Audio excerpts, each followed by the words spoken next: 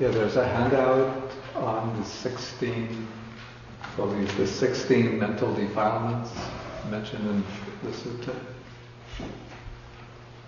It was also put up on the Bao's website. If anybody didn't get it, then please take.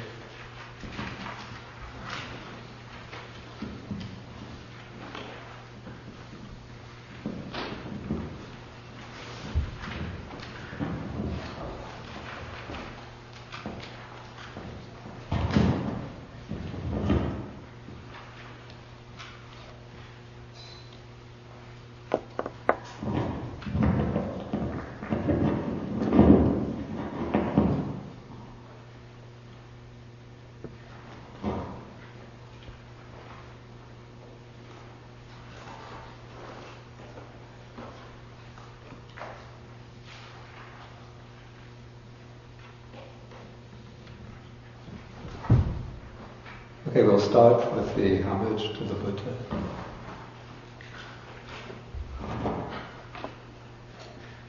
Namo tassa bhagavato arahato samma sambuddhassa. Namo tassa bhagavato arahato samma sambuddhassa. Namo tassa bhagavato arahato samma sambuddhassa. Okay, good morning everybody.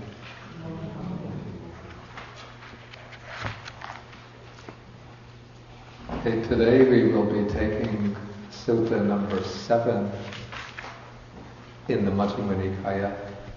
This is called the Vatthupama Sutta, the discourse on the simile of the cloth. Okay, and this sutta is particularly important because of its mention of what are called the 16 upakilesa, or 16 mental defilements. Okay, this sutta begins with the Buddha drawing a simile. He says, okay, we're in paragraph 2, suppose a cloth were defiled and stained, and a dyer dipped it in some dye.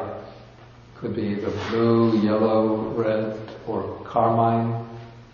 Then the cloth would look poorly dyed and it would take the color badly, so it would come out impure.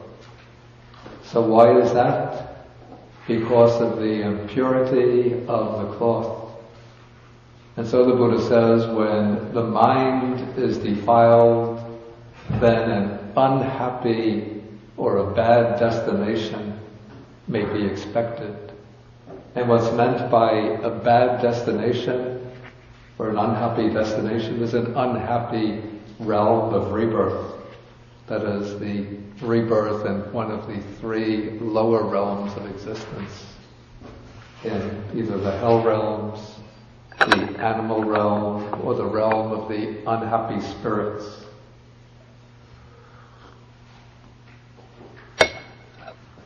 And this is because the mental defilements are usually the motivations for unwholesome karma, and it's unwholesome karma that, when it's created, accumulated, and becomes strong enough, then brings rebirth into the unhappy destinations.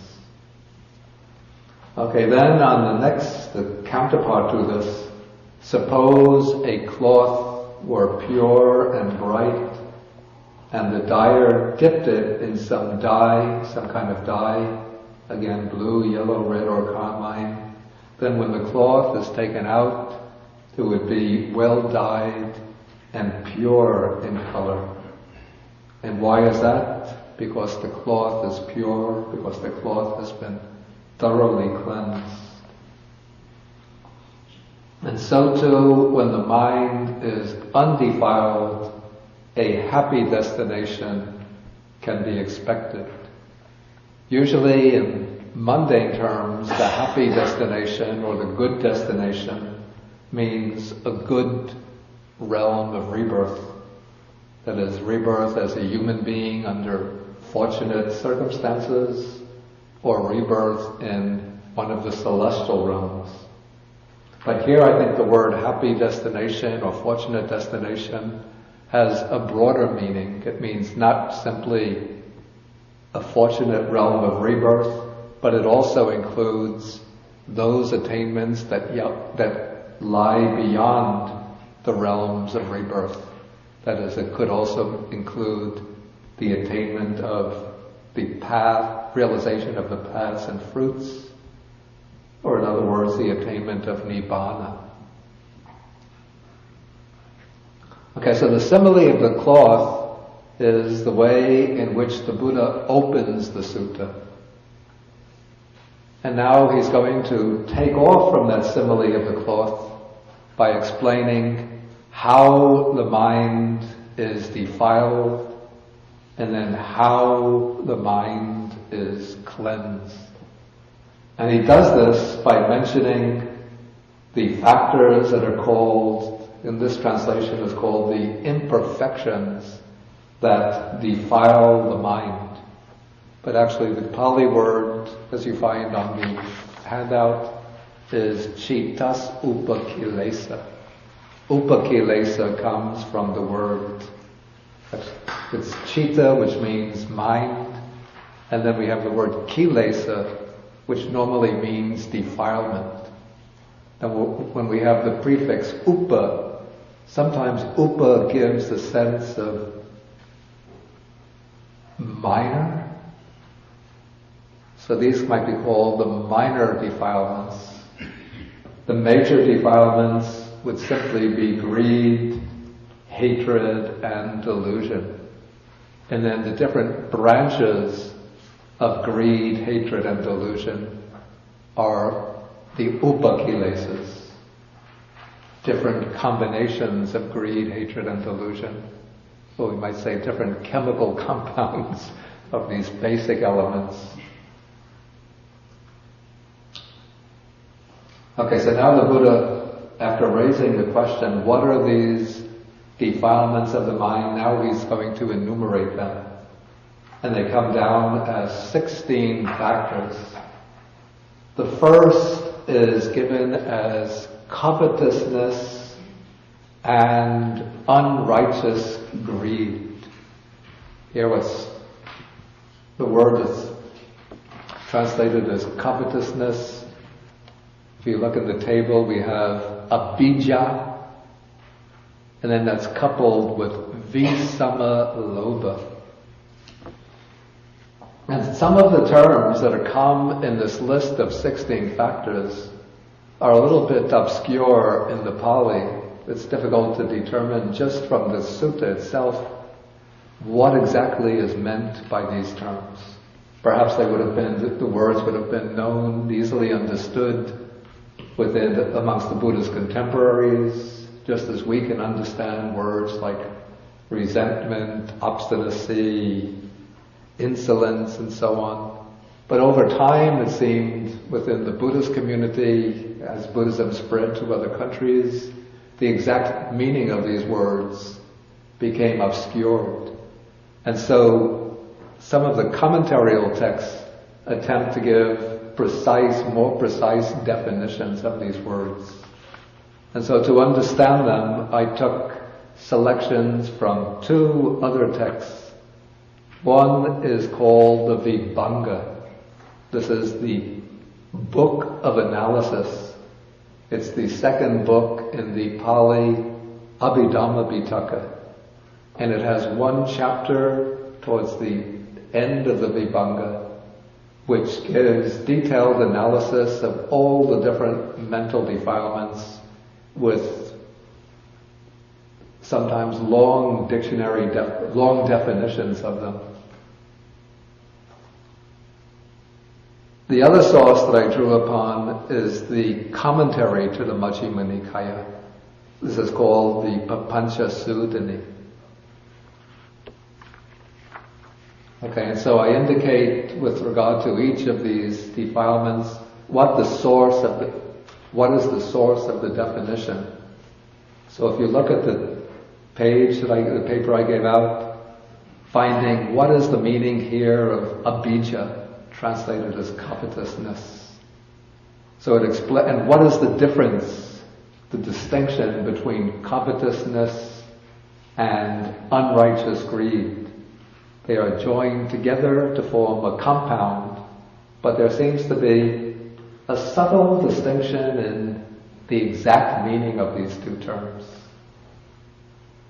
Okay, and so the Papancha Sutta says, covetousness is desire for attachment to one's own belongings.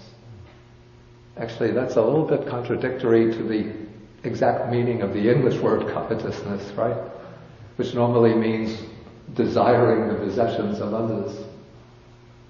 So maybe we could render abhijja, not by covetousness, but maybe put it simply, attachment. Okay, and then unrighteous greed is desire for and attachment to the belongings of others. Okay, so that's one way of drawing the distinction. But the commentary draws from, there must have been a number of ancient commentators who gave their own opinions. And so we have several ways of drawing the distinction. Another text says, covetousness is attachment to an object that is suitable and has been obtained. In other words, there's an object that one is permitted to obtain. It's legal, one is perfectly entitled to it.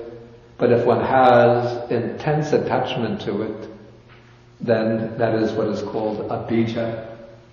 For example, I have this recorder. It was given to me as a gift, so legally it's mine. But if I come into my room and I find it's not in the place where I put it, and I see that the window has been broken open, and I see mud steps on the carpet, indicating that a thief has come and stolen it while I was gone, as though it were the most precious thing that he could take, then I become angry and upset because I had attachment to what legally and properly belonged to me. Okay, so that's covetousness, or abhijja is an attachment to something one has obtained that one is entitled to possess.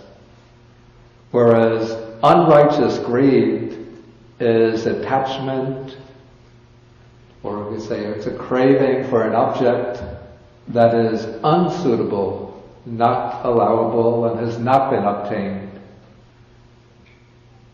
Like, I'm not satisfied with this audio recorder, I look at this nice video recorder belonging to Chuangyan Monastery, and I start thinking, maybe when they lock it up in the storeroom at the night, I'll come tiptoeing up here at midnight, break into the storeroom and take it.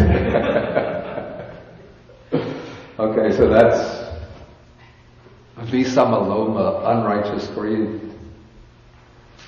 But then there was one elder commentator who said there is no greed that is not unrighteous, and therefore he says greed itself is covetousness in the sense of longing. And it's also unrighteous in the sense of being contrary to what is right. And so in the opinion of this elder, covetousness and unrighteous greed are actually the same thing, it's just the terms that are different. I'm not sure if I would agree with that. It seems to me that there's some distinction intended.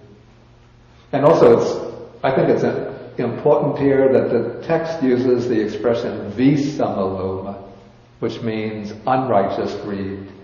So it seems abhijja is just greed in general, maybe intense or strong greed.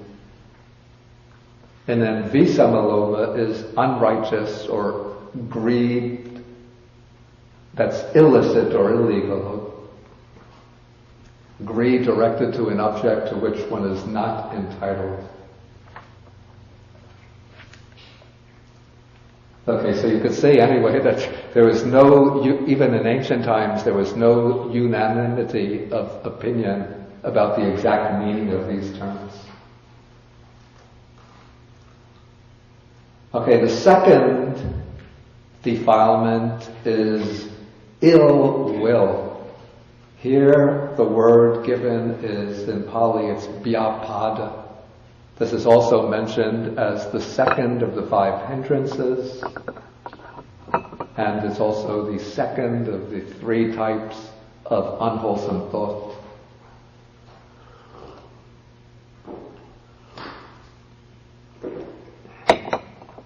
Then the commentary mentions here, it refers to another sutta which speaks about 9 cases of aversion or resentment. These come in the Anguttara Nikaya. Let's see if I can remember them. I didn't review this.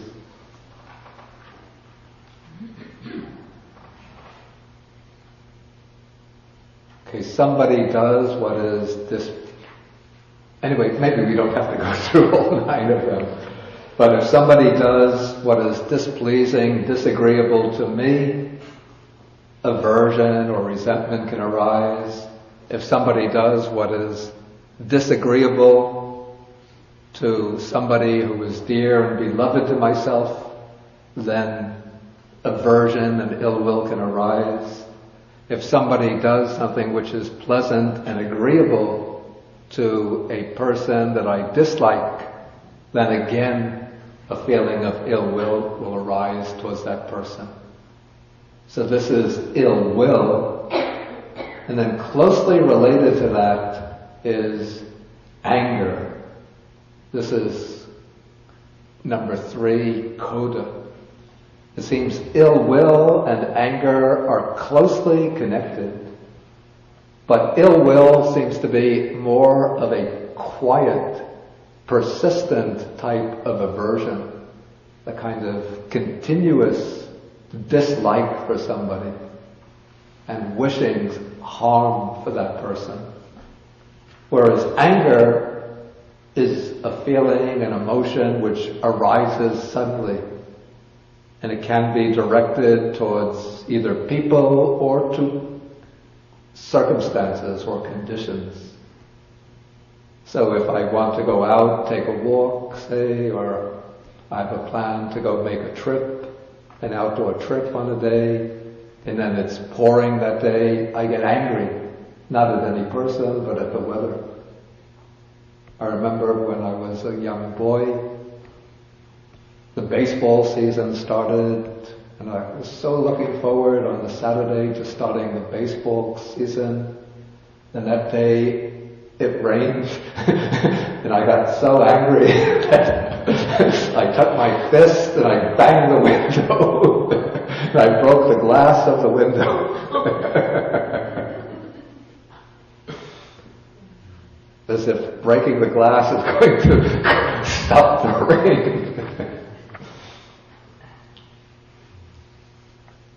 Okay, so this is anger, and then the Vibhanga gives a whole string of synonyms. Anger, being angry, angriness. Sometimes it's difficult to find suitable English words for these strings of Pali words. Hatred, hating, hatefulness, irritation, irritability, irascibility, opposition, resistance, displeasure of mind.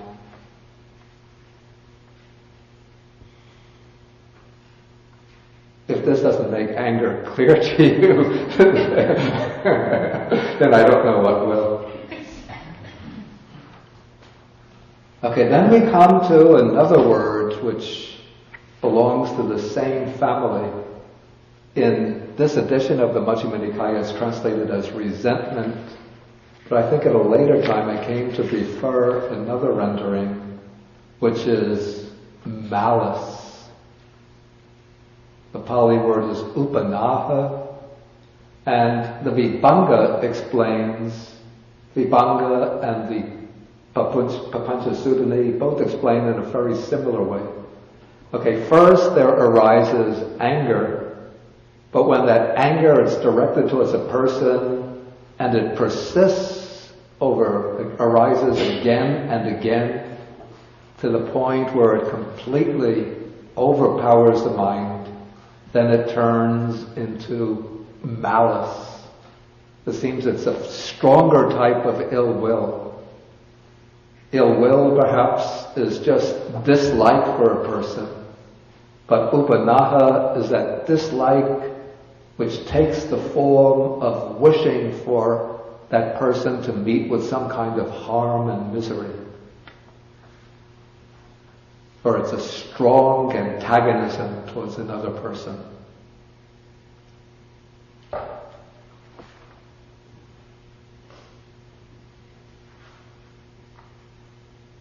Okay, the next word again belongs to the same family.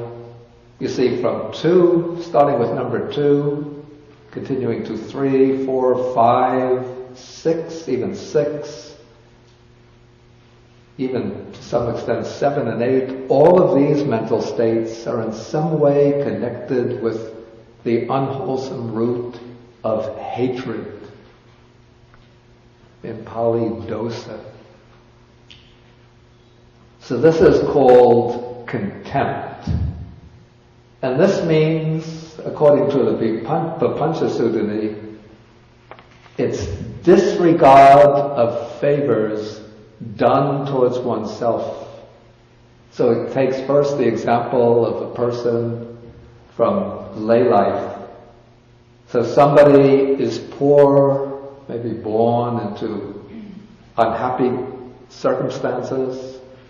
Then another person out of compassion, helps the poor fellow, maybe gives him the opportunity for an education, gives him some kind of vocational training, sets him up in a good job, maybe has him married into a well-to-do family.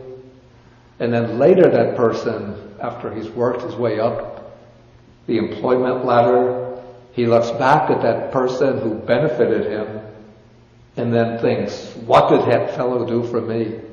I accomplished this all by myself. And then he despises the person who helped him.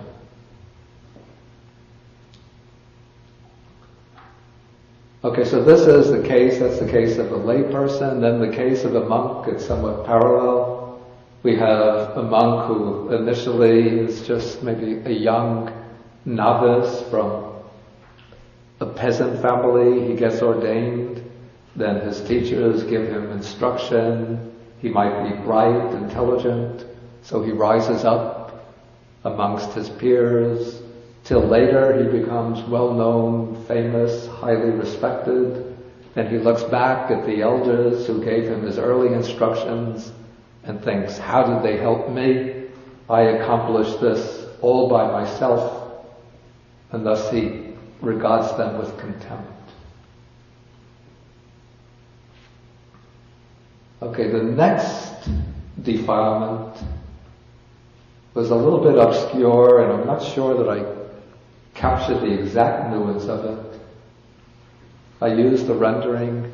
Venerable Nyanamoli had actually originally used domineering, or a domineering attitude.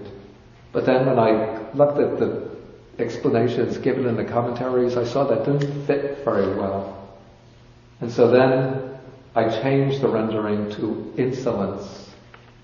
And in this I followed the explanation given in the Majjhima commentary, which says that it's the sense of competitiveness that arises overpowering somebody else.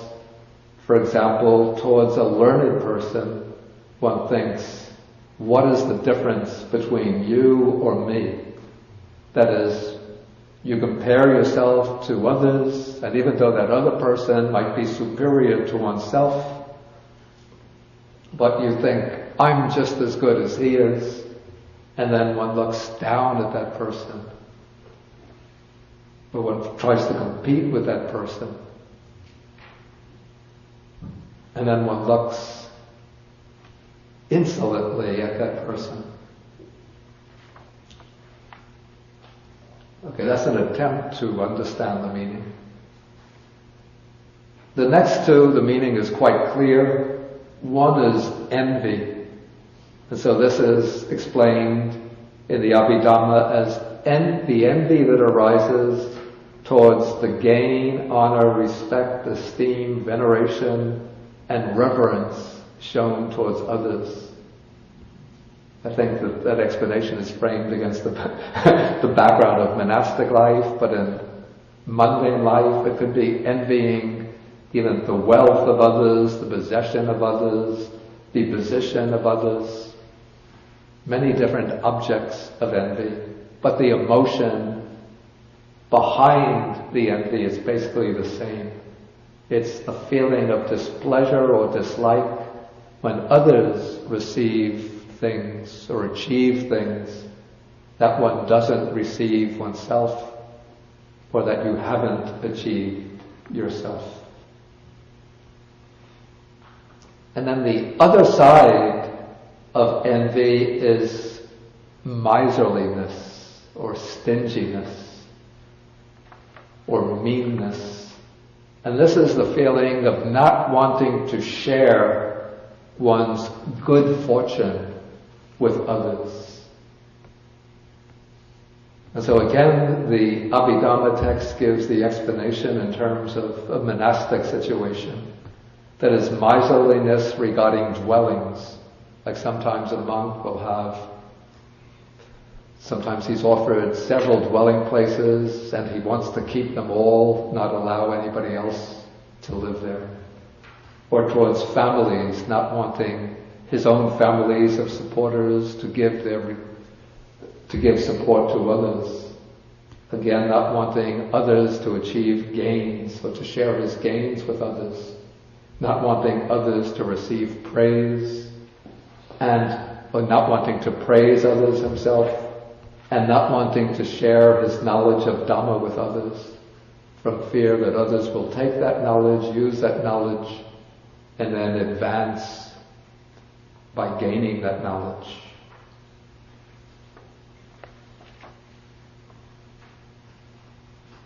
Okay, so this is miserliness. Now we come to two defilements, which are again opposite sides of the same coin. One is called Maya, which here means deceit, deceitfulness. And the Abhidhamma gives the explanation: somebody misbehaves by body, speech, or mind, and then for the purpose of concealing it, he forms the evil wish, may others not find out about this. So this is trying to cover up, to conceal one's misbehavior, and then trying to deceive others about it. So it's explained by such synonyms as deceptiveness, crookedness, craftiness, concealment, and so on. Then the counterpart of this is called satya, which is what is translated as, in the original text, as fraud. In the notes, I use the word craftiness. And then the commentary uses the example of something called a long fish. Perhaps this could be an eel, I'm not sure. But it's said that this long fish, it shows its tail to the fish and its head to snakes, in order to make both of them think, you see, I'm just like you are. So when the fish see the long tail, they'll think, he's a fish. And when the snake see his head, they'll think he's a snake.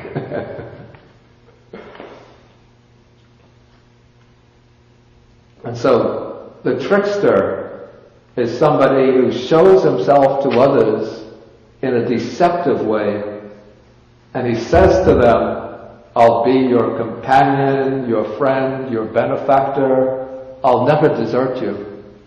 But really his object is just to get some personal benefits for himself. And so he's crafty or deceptive in relation to others.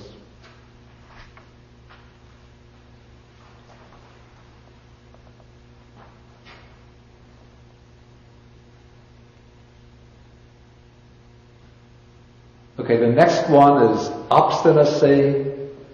Okay, this is clearly, the meaning of this is quite clear. It means being inflexible, rigid, unyielding, sticking sort of forcefully to one's own opinions, persisting in one's own habits, being unwilling to consider the opinions of others, being unwilling to change one's opinion, to adapt to others, to challenging circumstances.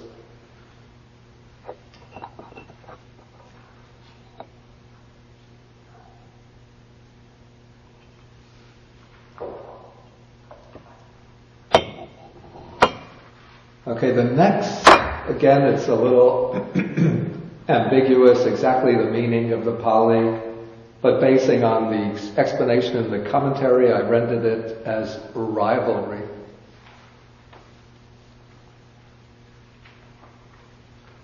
Perhaps it could also be translated presumptuousness. Okay, if we follow the explanation given in the Majjhima commentary, it says that can be of two kinds, unwholesome and wholesome. Okay, then for the unwholesome, so a lay person sees another person dressed up, maybe in beautiful clothing and ornaments, and then he thinks, I'm going to surpass that person. And so the second person dresses up, maybe with more beautiful clothing, more luxurious ornaments, more fashionable clothing than the first person, in order to outdo the other person, to show up the other person, and to stand out himself or herself.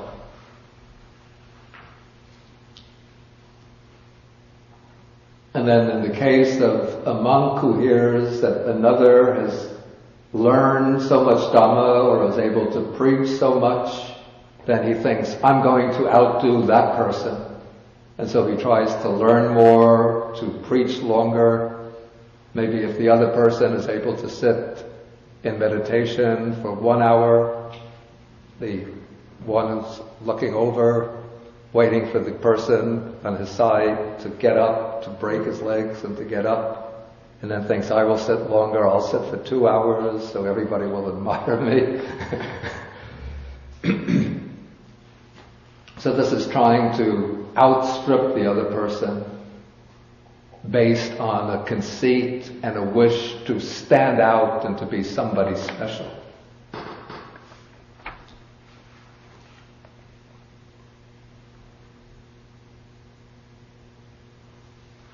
Okay, the next three defilements are, we could say, are different modes of conceit. The first is simple conceit, which is, here it's given as, explained as elevation of the mind on account of one's social class, maybe one's wealth, one's position, one's education, one's physical beauty, anything, one's intelligence, one's learning, anything that makes one swell up with conceit. That is mana. Then, deriving from that comes number 14, which is called here is called arrogance. The Pali word is attimana. The prefix ati has the sense of exceeding or excessive. So this is excessive conceit, which takes the form of looking down upon others and despising others, thinking, I'm better than others, and then one looks down at others. So it's arrogance, or we might also call it haughtiness.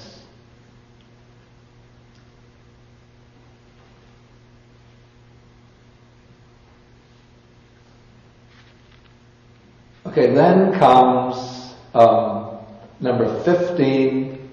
The Pali word is mudda, which often has the literal sense of intoxication. So intoxicating drinks are called mudja, wine, whiskey, other kinds of liquors.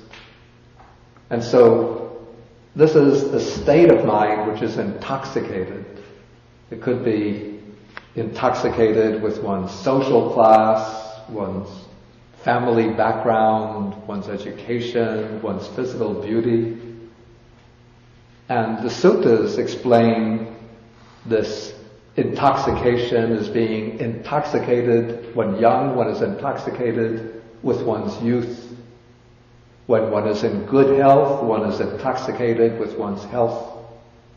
When one is alive and full of vitality, one is intoxicated with life.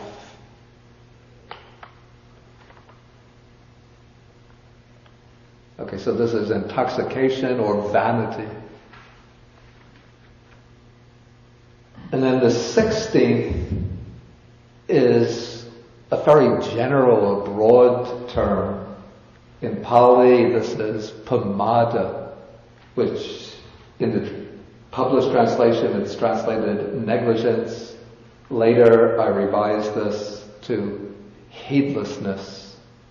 And the commentary explains that it's letting the mind roam among the objects of sensual pleasures. Maybe that's too narrow a definition. Generally, this word pamada has the sense of not being conscientious, losing one's awareness, one's recognition of the need to uphold, let's say, the precepts in one's conduct, the need to be diligent in one's striving, the need to maintain mindfulness in one's everyday life. And so letting the mind slip into any of the defilements and remain there without being alert enough to pull the mind back and set it on the straight path of righteousness. This would be the meaning of pamada, heedlessness.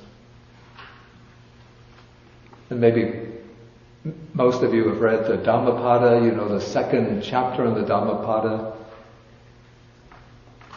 Heedlessness is the path to death, and heedfulness is the path to the deathless.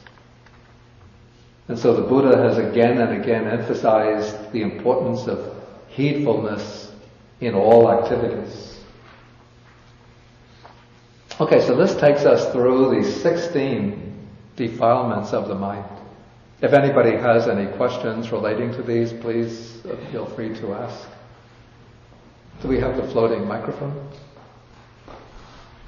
There it is on the front table.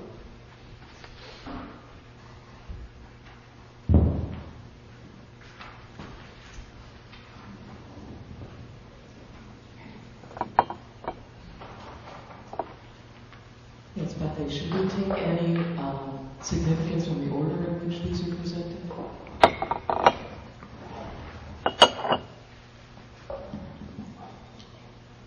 The way I would look at the order, I seem to see a certain, as I pointed out, a certain organization by way of groups.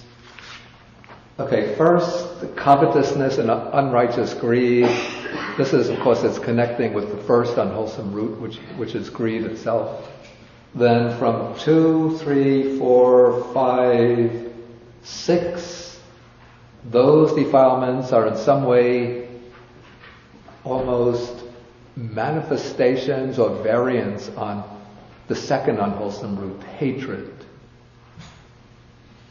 And then even 7 and 8 arise from hatred, because envy is a feeling of resentment that arises towards the success and good fortune of others. And miserliness, superficially it seems to be connected to greed, and maybe greed is an element in it, a little bit like water is a combination of hydrogen and oxygen. So in miserliness there's a greed, but the way miserliness manifests, it manifests as unwillingness to share. And so that unwillingness is a kind of hatred. So we could actually say from 2 to 8, there are different manifestations of hatred. Then the next, there doesn't seem to be anything absolutely fixed in their order, except 9 and 10 are, as I said, two sides of the same coin. 11 and 12, doesn't seem to be a connection between them. 13, 14, 15 are closely related. And then actually 16 also seems to be in this group, in that Madda and Pamada are based upon the same verbal root. You see, Madda and Pamada. Pamada is the prefix pa, and then the stem Mada based on the verbal root mud. And is there any order in which, like, they're more intractable or difficult to release? There's a sutta in the Digha Nikaya, in the Anguttara Nikaya. It says, let me see if I can remember it. Greed is less blameworthy, but slower to fade away, whereas hatred is more blameworthy, but quicker to fade away. Maybe that's the opinion of the one who spoke that sutta. Some of us have had trouble with hatred. And delusion is slow, let's say, delusion is very blameworthy and also slow to fade away. But I think as we go on, we're going to see how these defilements get eradicated in different stages. And so some are more persistent than others.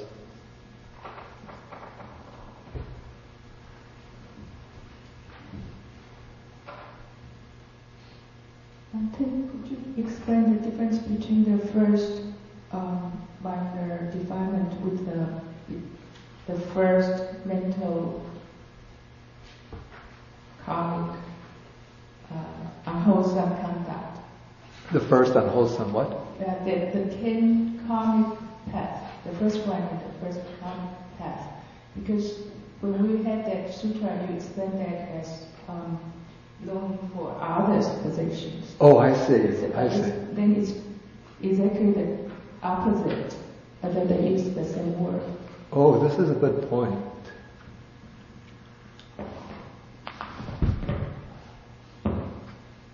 Yeah, in the 10 courses of unwholesome karma, the 3 mental courses, we have abhijja. This is translated covetousness. And then that is explained not simply as greed or craving, but in order to become an unwholesome course of karma, it has to take the form of craving for the possessions of others, craving to take possession of the belongings of others. And so actually that could be the intention here. And in that case, we would see visama lobha as a synonym for abhijja.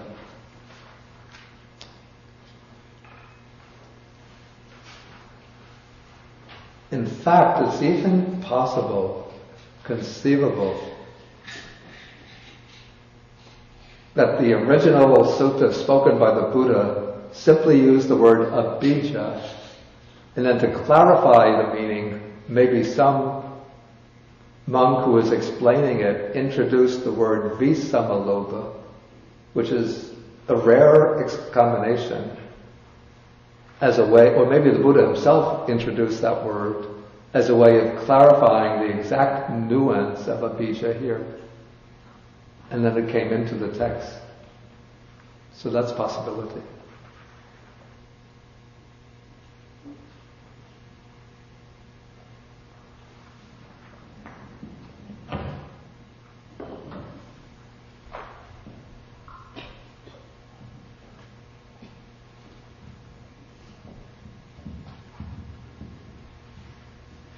Venerable One, did these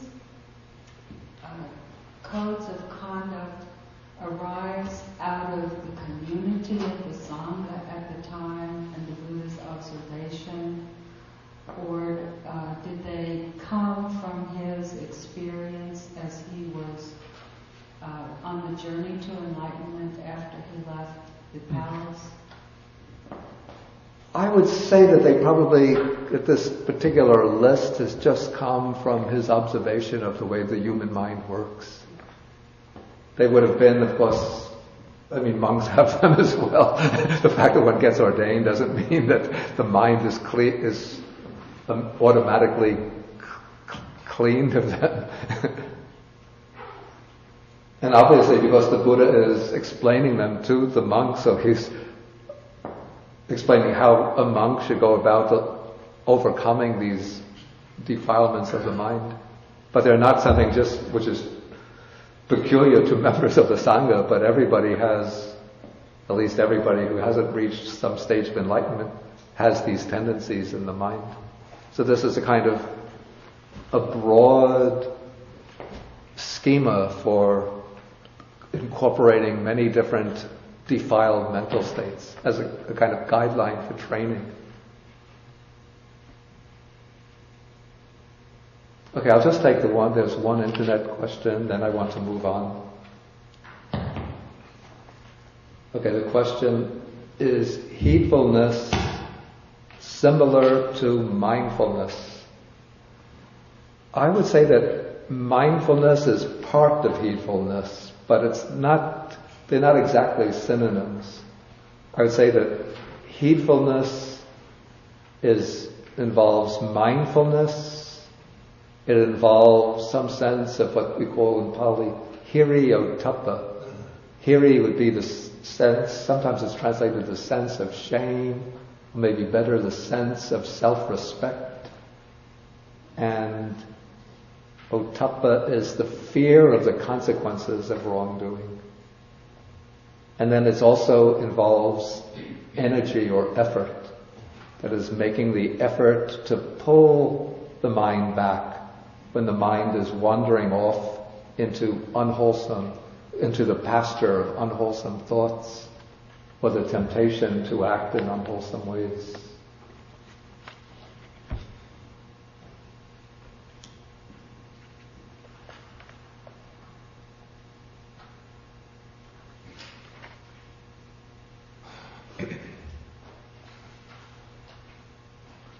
Okay, now I want to move on to the next chapter, next section in the sutta.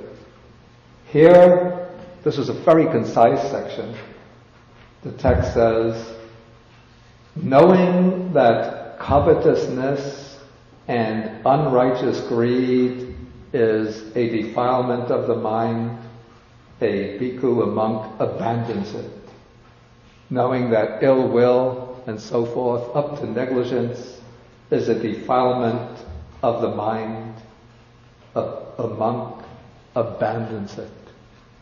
Okay, now we have here a very important word in the whole pattern of the Buddha's teaching. A word which comprises or compresses within itself the whole field of Buddhist training. This is the verb abandons, where we take the noun form abandoning, abandonment. In Pali, it's pahana.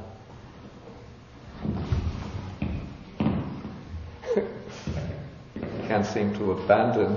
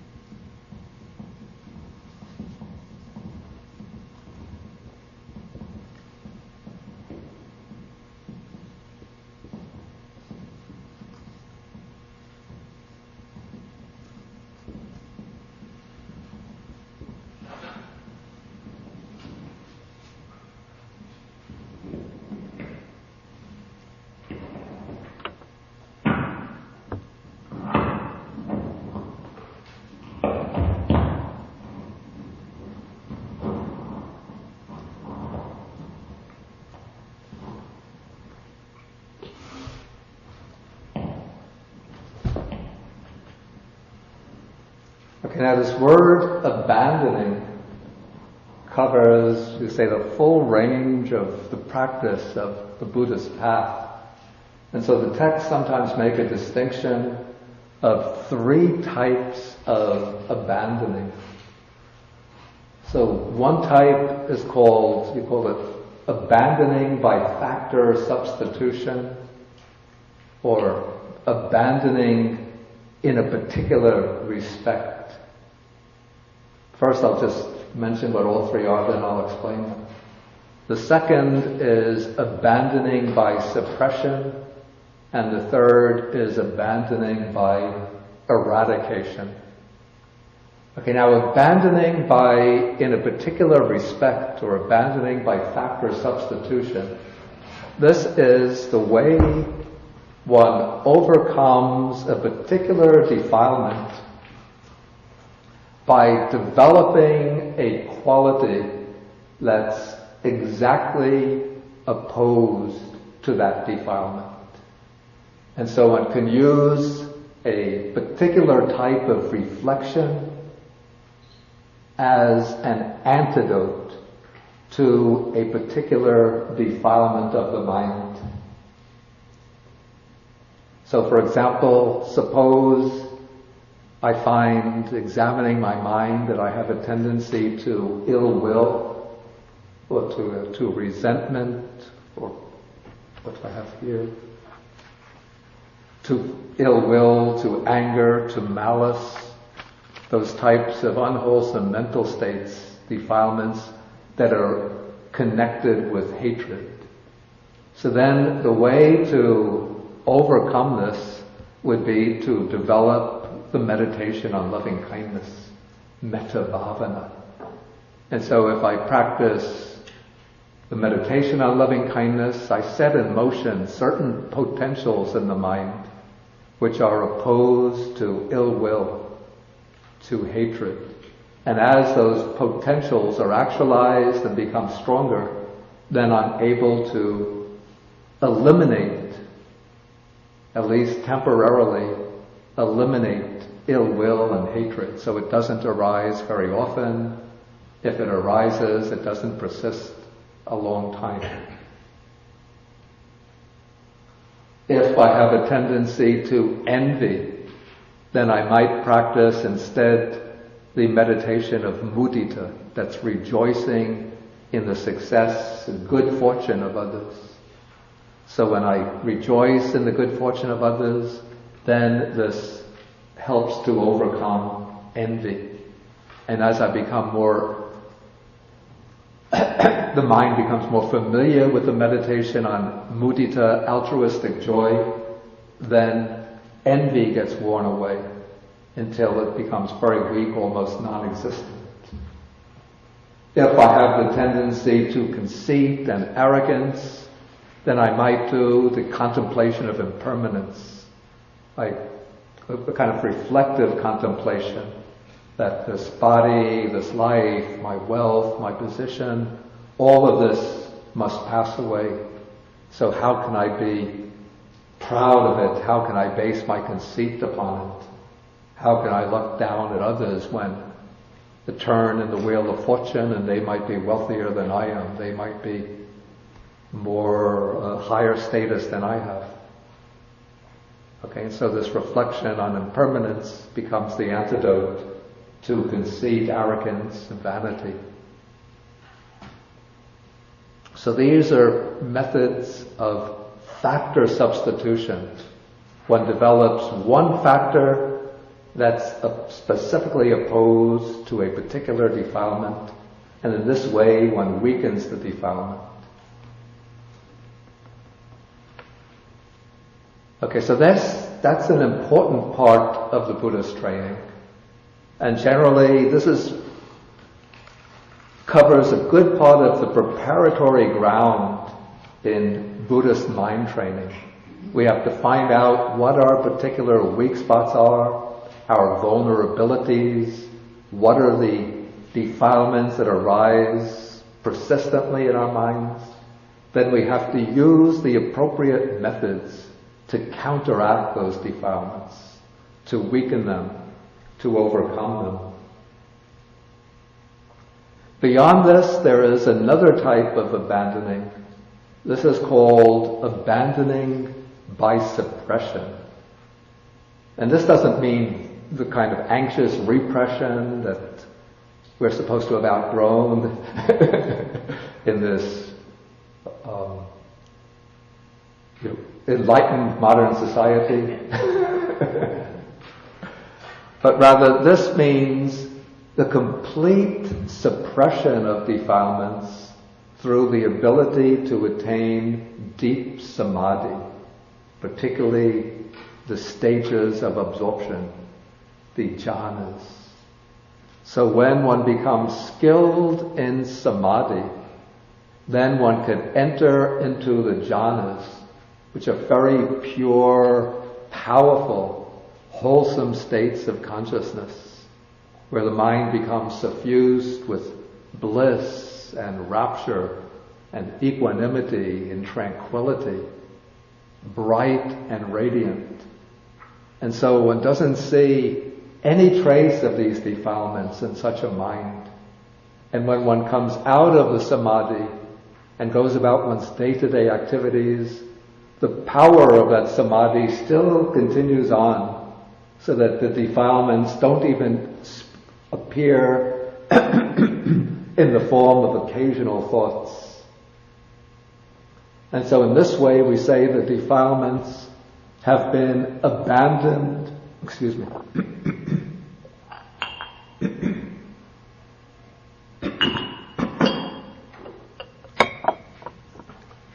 the defilements have been abandoned by suppression because of one's ability to focus the mind on one object, to enter into this deep samadhi, tranquility of mind. The defilements don't appear. But even though the defilements don't appear, don't arise, the tendencies are still present within the mind. And if we don't go further in the training, those defilements can find the opportunity to arise. And if they do, then they will come to the surface and they can overpower the mind and pull one back down again. To illustrate the way this power of samadhi can suppress the defilements without eradicating them, the texts tell a story. This comes in Visuddhimagga. There was one elder monk who had a pupil named Dhammadina.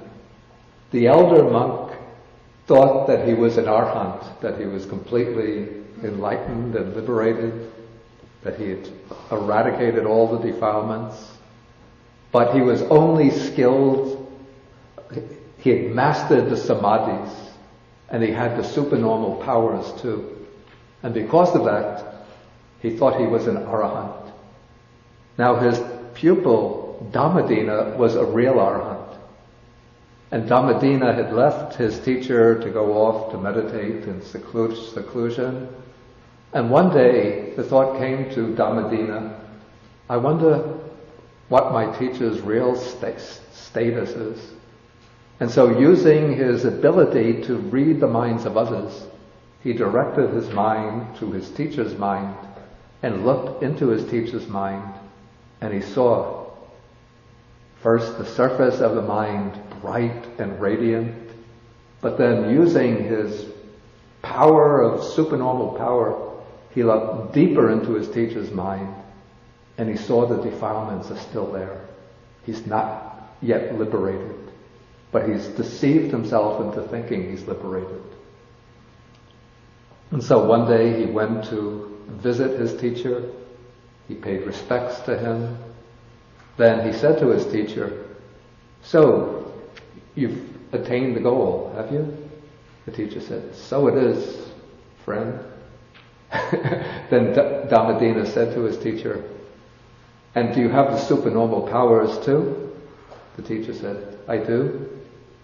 Dhammadina said, in that case, create an elephant. Okay, so the teacher said, not difficult. He used his psychic power, snap of a finger, and there was a big elephant standing about 30 yards from both of them. Then Dhammadina said, make that elephant go into rut. That's the state where the elephant becomes, it's like going into heat. So the elephant becomes excited and it's a kind of liquid comes flowing out the ears or the mouth, I'm not sure. Then Dhammadina said, make that elephant come charging directly at us. So then the teacher said, not difficult. With resolution of the will, the elephant turned to them, started running directly at them. The elephant got closer, closer, closer. Suddenly the teacher's face turned white. He turned around to start to run away. Then Dhammadina grabbed him by the robe and said, tell me, teacher, if you're an arhat, do you still have fear? And immediately the teacher realized, I've been deceiving myself all this time. And then he said to Dhammadina, please help me, give me some instruction. Because he knew, when Dhammadina said that, he knew that Dhammadina had reached the goal. So then Dhammadina explained approach to insight meditation. The teacher went off to practice, and then the next day came back as a real arhat. Everything has a happy ending.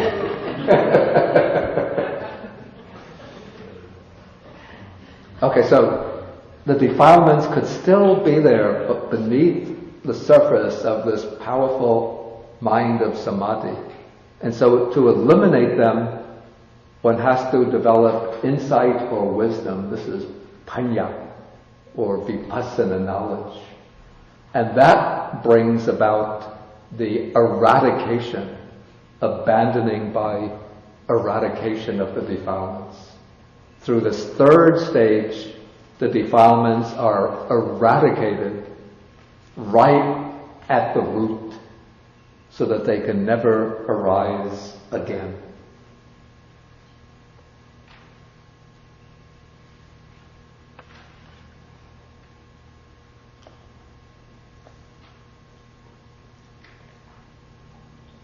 Okay, and so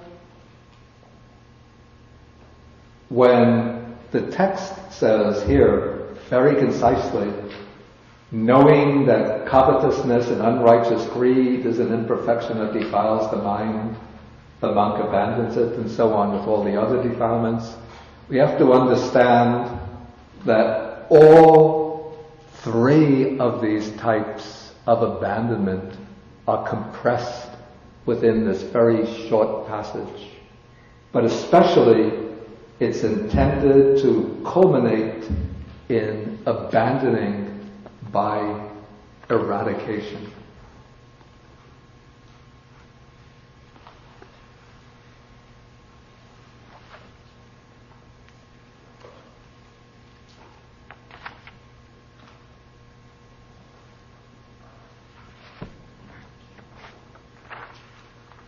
Okay, now the eradication of the defilements comes about when wisdom or insight is developed to a particular level, a level which is called the world transcending paths.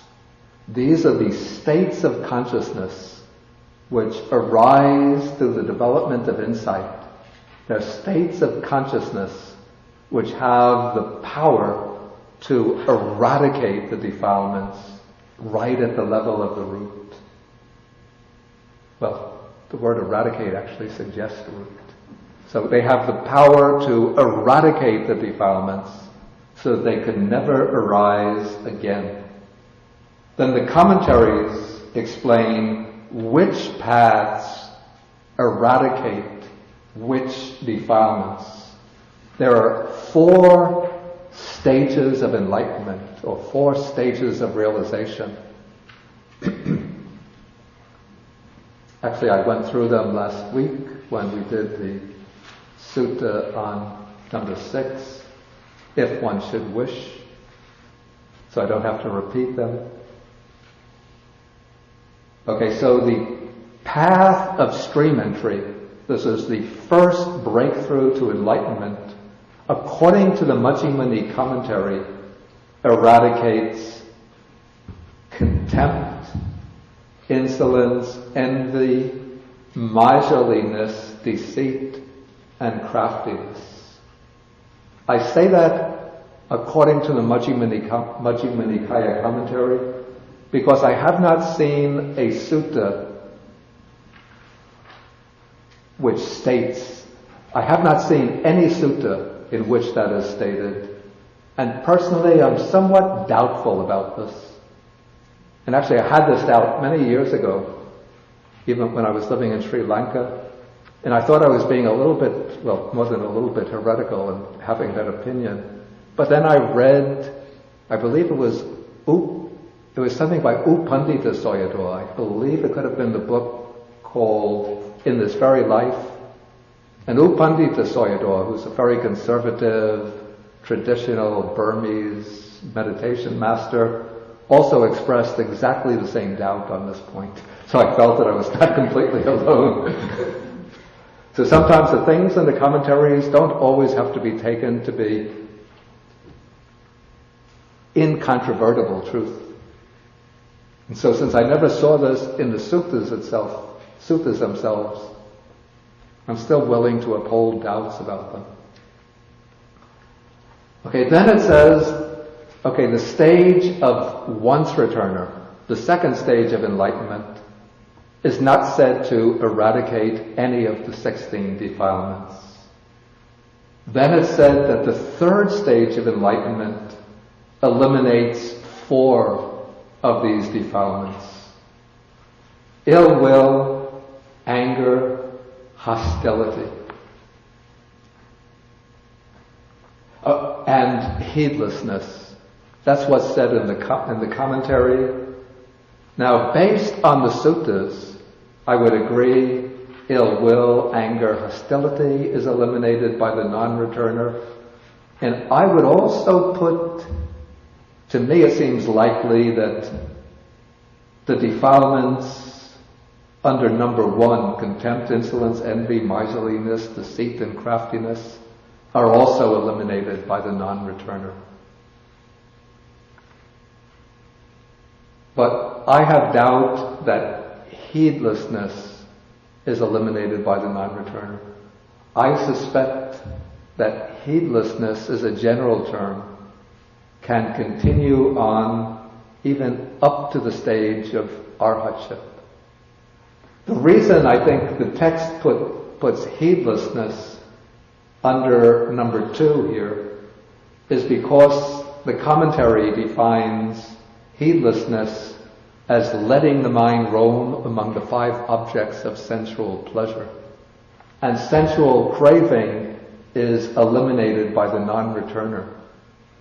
But it seems to me that maybe this definition of heedlessness, as I said earlier, it's too narrow. If we give it a broader scope to mean any kind of negligence in training of the mind, then it seems that heedlessness is really eradicated only by the path of arhatship.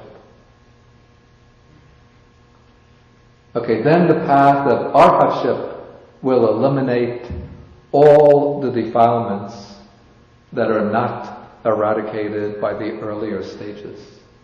So the text here gives, or the commentary gives, abhijja visamaloma, that's covetousness and unrighteous greed, obstinacy, rivalry, conceit, arrogance, and vanity.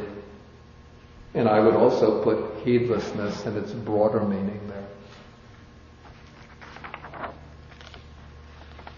Okay, this is as far as I managed to get today. If there's any questions, then please feel welcome to ask.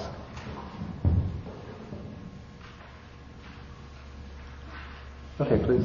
But first take the floating microphone. Thank you. If one is to start the journey, wouldn't one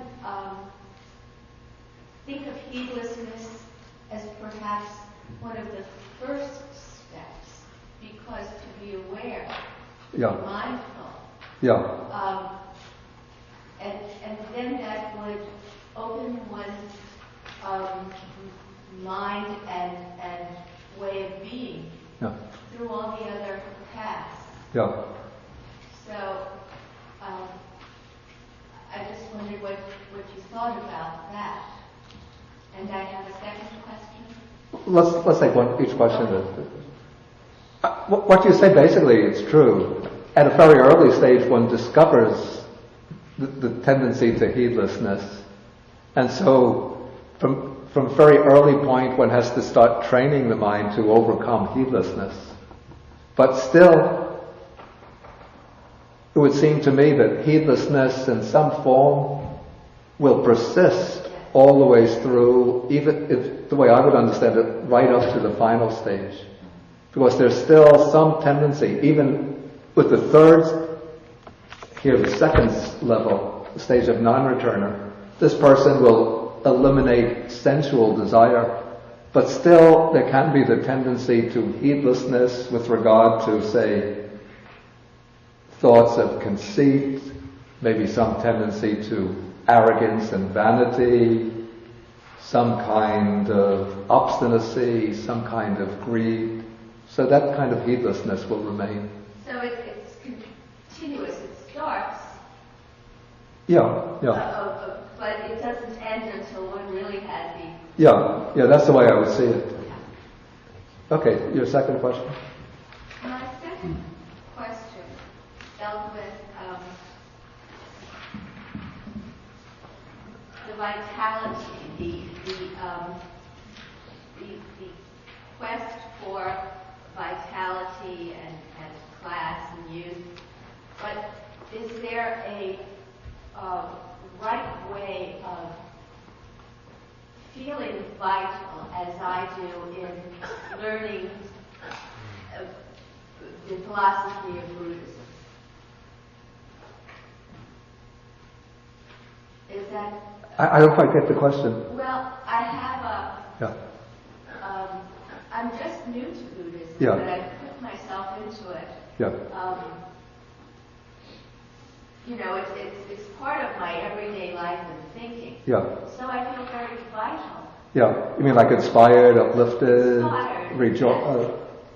Yes. joyful. Yes. Yeah.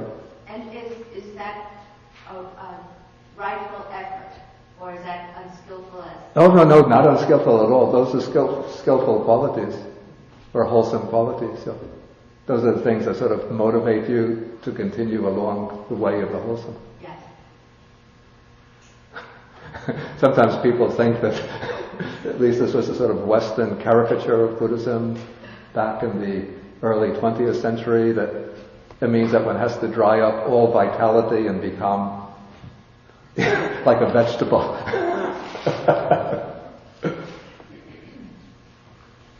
Like my mother used to say, when you become a monk, you become a vegetable.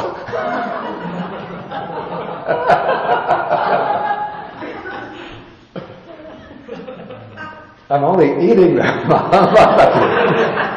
In that sense, maybe the vegetable becomes the monk, not the monk becomes the vegetable.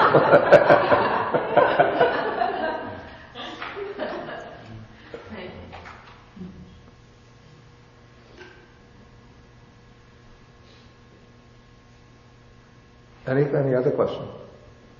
I think Bowie was the question.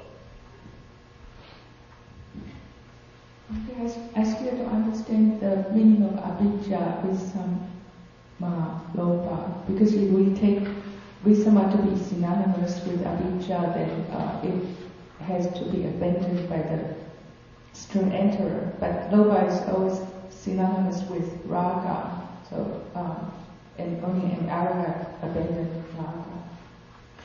So what does the meaning of avijja visama lopa exactly? I don't really have like one single definite interpretation of it. You see that there are 3 interpretations here, so it's an open field. So when the ancient commentators had disagreements about it, I'm not going to resolve the differences between them. So just find whatever explanation is most meaningful and convincing to yourself.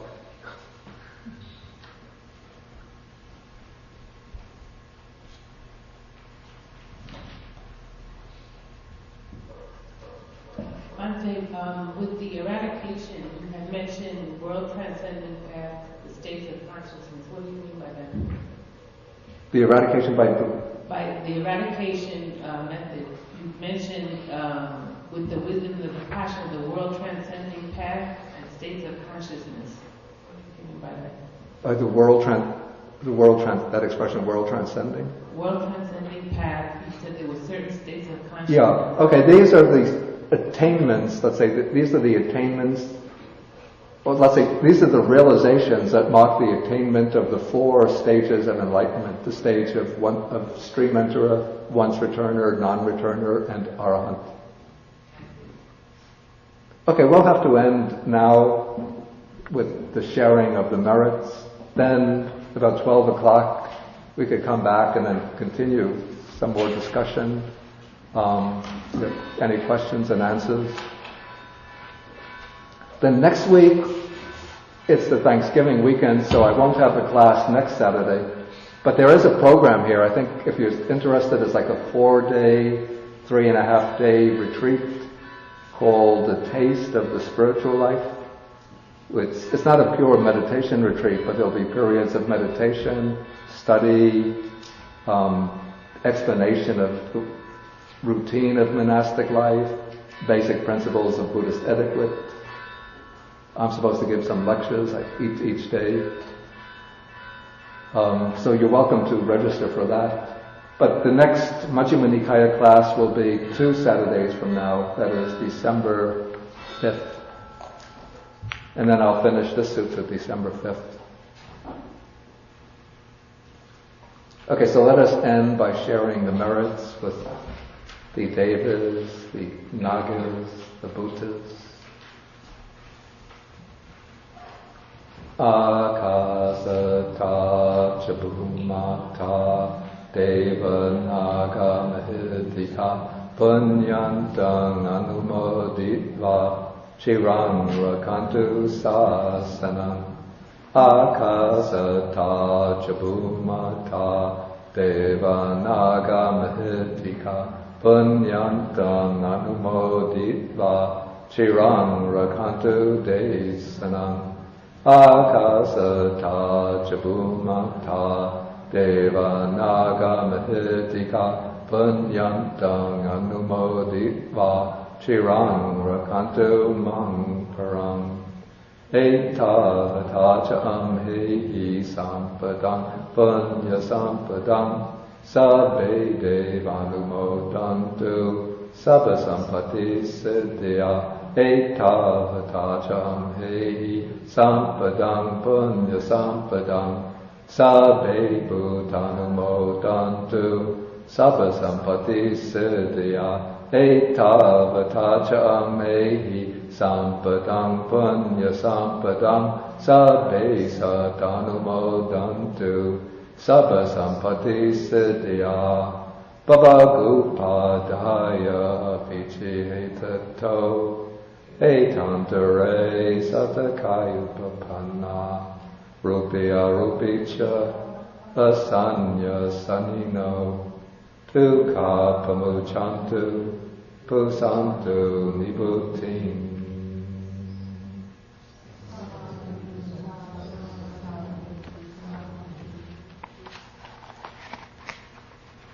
Okay, we can stand.